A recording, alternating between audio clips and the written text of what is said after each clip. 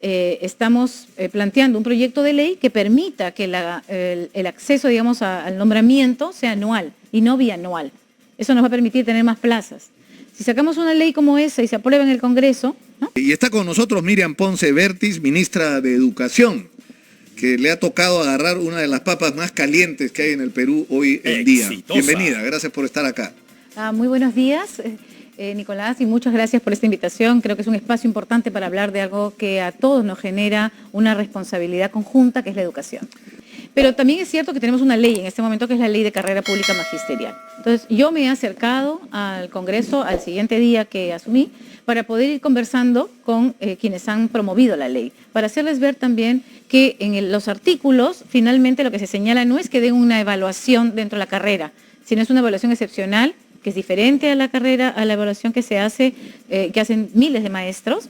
Y por otro lado hay un artículo, el artículo 6, que señala claramente que los que han tenido 30 meses de contrato continuo, pues entran directamente.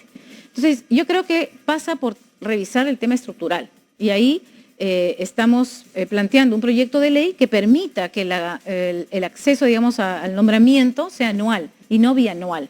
Eso nos va a permitir tener más plazas. Si sacamos una ley como esa y se aprueba en el Congreso, ¿no?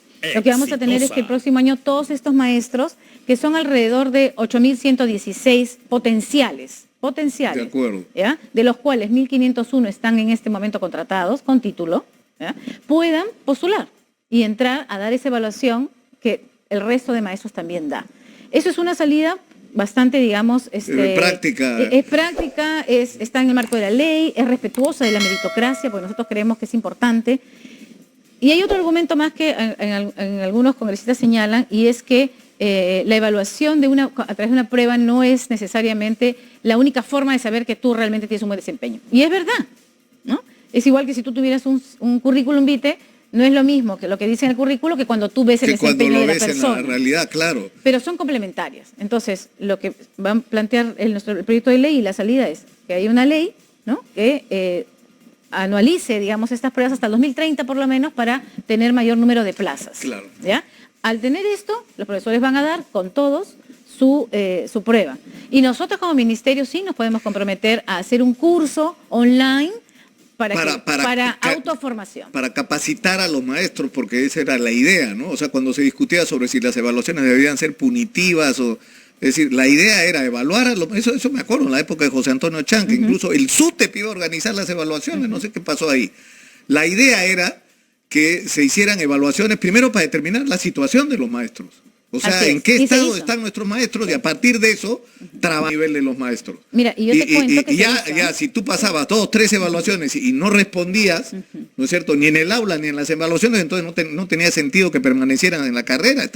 O sea, el concepto era bueno, el proyecto, la intención era buena. En el año 2009 se hizo una evaluación efectivamente en la gestión del señor Antonio Chan, el ingeniero, en la cual recogimos información sobre los maestros a nivel nacional. Y una de las cosas interesantes que, bueno, a mí me gustó mucho esa parte del análisis que tuve la oportunidad de hacer, es ver que el profesor de educación inicial te conoce muy bien, o mucho mejor, digamos, cómo desarrolla ese niño, ¿no? Cuáles son sus etapas de desarrollo, cómo desarrolla su cerebro, cuáles son las habilidades y esa secuencia de las habilidades.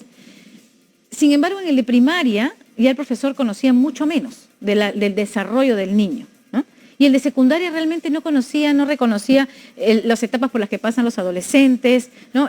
Las características neurológicas, neuronales, hormonales por las que pasan los chicos. Entonces, es importante poder conocer a ese alumno con el que tú vas a trabajar para poder saber cómo tus estrategias, que pueden ser muchísimas y muy diversas, ¿no? Y ahí está la autonomía del maestro, puedan servir de acuerdo a las características de los niños. Pero eso nos lleva, me preguntan en la producción, porque siempre están preocupados, digamos, porque es la noticia del momento, ¿no es cierto?